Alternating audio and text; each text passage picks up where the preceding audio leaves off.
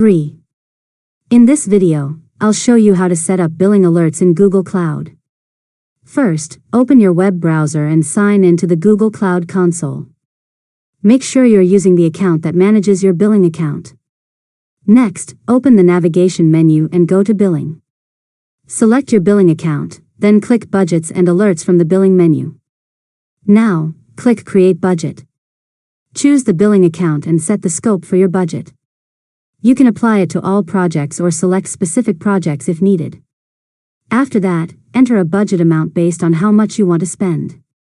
Then configure the alert thresholds, such as 50%, 75%, 90%, or 100% of your budget. Google Cloud will send notifications when your spending reaches those levels. Next, review your budget settings and click Finish or Create to save the budget. Your billing alerts will now be active and help you monitor your cloud spending. Finally, return to the Budgets and Alerts page anytime to update your budget, change alert thresholds, or create additional budgets for other projects. And that's it.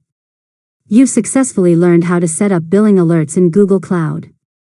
If you found this tutorial helpful, make sure to subscribe to LearnModelab for more tutorials.